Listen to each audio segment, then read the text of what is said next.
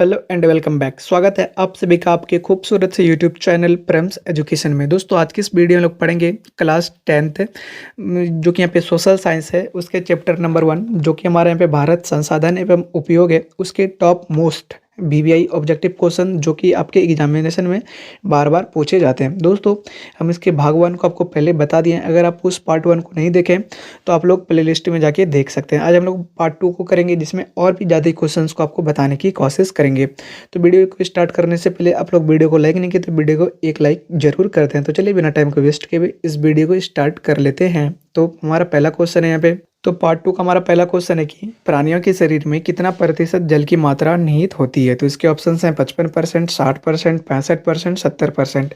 तो इसका आंसर हो जाएगा यहाँ पे 65%।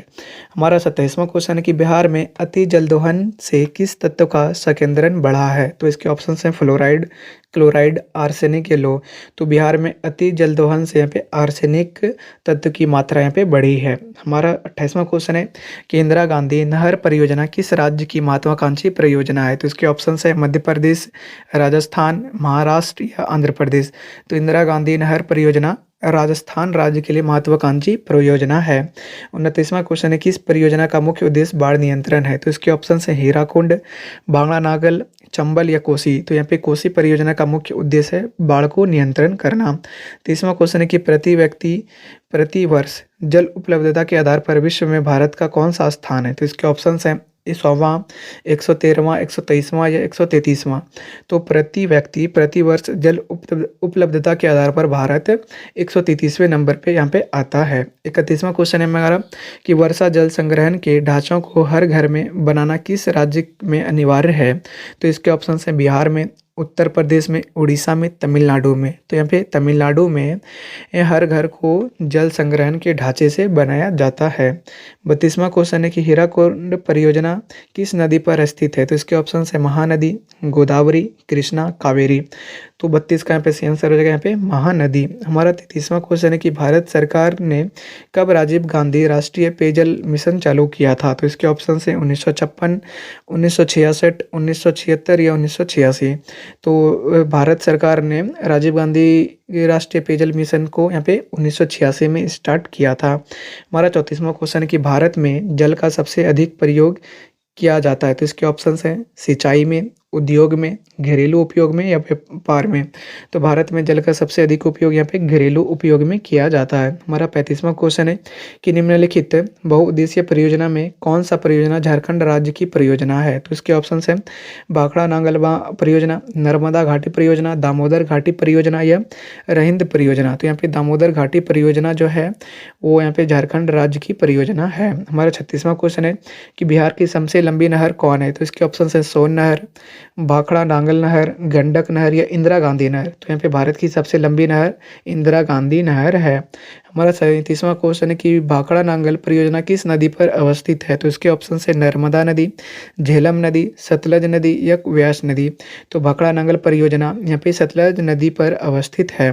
38वां क्वेश्चन है कि इंद्रपुरी जलाशय परियोजना किस राज्य में है। तो इसके ऑप्शन है बिहार में, छत्तीसगढ़ में, केरल में, असम में। तो इंद्रपुरी जलाशय परियोजना हमारे बिहार में उपस्थित है।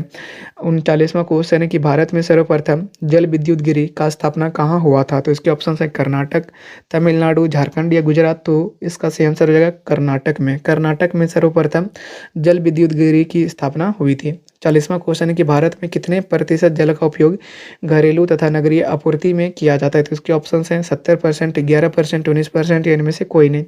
तो भारत में 11% जल का ही उपयोग घरेलू तथा नगरीय आपूर्ति में यहाँ पे किया जाता है। हमारा 41वां क्वेश्चन है कि भारत में 2011 के अनुसार कितने प्रतिशत भौगोलिक क्षेत्र में वन का विस्तार है।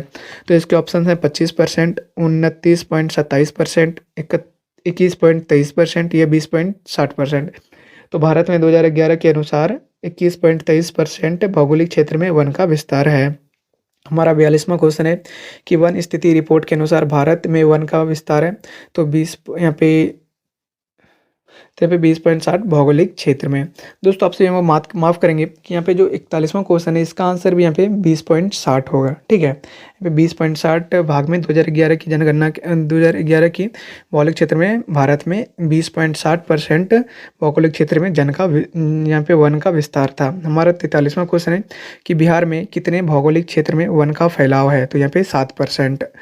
हमारा 44वां क्वेश्चन है कि पूर्वोत्तर राज्य के 188 आदिवासी जिला में देश के कुल कितने प्रतिशत वन है, तो इसके ऑप्शंस हैं 60.11% इसका आंसर हो जाएगा। 45वां क्वेश्चन है कि वन संरक्षण एवं प्रबंधन की दृष्टि से वनों को वर्गीकृत किया जाता है, तो इसके ऑप्शंस हैं 4 भागों में, 3 भागों में या 5 वर्गों में, इनमें से कोई नहीं। तो वन संरक्षण एवं प्रबंधन की दृष्टि से वनों को वर्गीकृत किया जाता है 3 वर्गों में। हमारा 46वां क्वेश्चन है कि 1951 से लेकर 1980 तक लगभग कितने वर्ग किलोमीटर वन क्षेत्र में कृषि भूमि में परिवर्तित हुआ, तो इसके ऑप्शंस हैं 30 यहाँ पे 30,000 या 26,200 वर्ग किलोमीटर, 25,200 वर्ग किलोमीटर या 35,500 वर्ग किलोमीटर। तो इसका आंसर है यहाँ पे 26,200 वर्ग किलोमीटर। यहाँ पे संविधान की धारा 21 का संबंध है, तो इसके ऑप्शन से वन्य जीवों तथा प्राकृतिक संसाधनों के संरक्षण से, मृदा से, जल संसाधन से या खनिज संपदा से।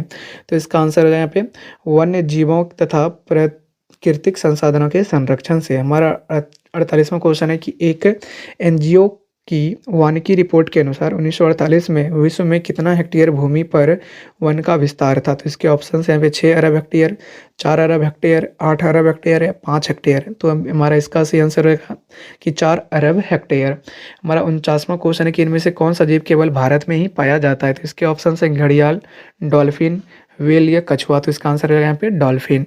हमारा 50वां क्वेश्चन है कि भारत की राष्ट्र पक्षी क्या है, तो कबूतर, हंस, मयूर या तोता। तो इसका आंसर होगा यहाँ पे मयूर। 51वां क्वेश्चन है कि मैंग्रोव का सबसे अधिक विस्तार है, तो इसके ऑप्शंस हैं अंडमान निकोबार में, सुंदरवन में, पश्चिम तटीय प्रदेश में या पूर्वोत्तर राज्य में। तो मैंग्रोव का सबसे अधिक विस्तार यहाँ पे सुंदरवन में है। हमारा 52वां क्वेश्चन है कि टेक्लोस का उपयोग होता है यहाँ पे, तो इसके ऑप्शंस हैं टेक्सोल का उपयोग होता है मलेरिया में, एड्स में, कैंसर में या टीबी में। तो यहाँ पे टेक्लोस का उपयोग होता है कैंसर में। हमारा 53वां क्वेश्चन है कि चरक का संबंध किस देश से था, तो इसके ऑप्शंस हैं म्यांमार से, श्रीलंका से, नेपाल से या भारत से। तो चरक का संबंध भारत से था। हमारा 54वां क्वेश्चन है कि निम्नलिखित में से कौन सा देश में प्रायः लुप्त हो चुका है, तो इसके ऑप्शंस हैं चीता, हनुमान या गैंडा या तेंदुआ। तो हमारे देश से चीता प्रायः लुप्त हो चुका है। हमारा 55वां क्वेश्चन है कि इनमें से कौन सा वन और वन्य प्राणी विनाश का कारण नहीं है, तो इसके ऑप्शंस हैं कि कृषि क्षेत्र में अत्यधिक वृद्धि, बड़े पैमाने पे विकास कार्यों का होना, वृद्धि, व्यापार में वृद्धि या पशुचारण एवं लकड़ी कटाई। तो यहाँ पे वन्य और वन्य प्राणियों में विकास का कारण नहीं है, यहाँ पे व्यापार में वृद्धि। हमारा 56वां क्वेश्चन है कि भारत की राष्ट्रीय वन नीति के अनुसार देश में कितने प्रतिशत भूभाग पर वन होना चाहिए, तो इसके ऑप्शन हैं 20%, 22.5%, 23.3% या 40%। तो भारत की राष्ट्रीय वन नीति के अनुसार देश की 33.3% पे यहाँ पे वन रहना चाहिए। हमारा 57वां क्वेश्चन है किस वर्ग की विलुप्त प्रजातियों की संख्या सबसे अधिक है, तो इसके ऑप्शन है वनस्पति, पत्ती, मछली या सरीसृप। तो वनस्पति वर्ग की विलुप्त प्रजातियों की संख्या सबसे अधिक है। हमारा 58वां क्वेश्चन है कि भारत के राष्ट्रीय पशु है, तो इसके ऑप्शन है बाघ, हिरन, शेर, हाथी। तो इसका आंसर है यहाँ पे बाघ। बाघ जो है भारत की राष्ट्रीय पशु है। हमारा 59वां क्वेश्चन है कि मानस और कांजीरंगा अभ्यारण्य किस राज्य में स्थित है, तो इसके ऑप्शंस हैं असम में, बिहार में, उत्तराखंड या पश्चिम बंगाल में। तो इसका आंसर है यहाँ पे असम में। 60वां क्वेश्चन है कि भारत में चारागाह के अंतर्गत कितनी भूमि है, तो इसके ऑप्शंस हैं 4%, 12%, 19% या 15%। तो इसका आंसर है यहाँ पे हमारा 4%। तो दोस्तों आज के इस वीडियो में यहाँ पे भारत संसाधन एवं उपयोग के भाग 2 को वीवीआई ऑब्जेक्टिव क्वेश्चंस को आज के इस वीडियो में आपको बताएं।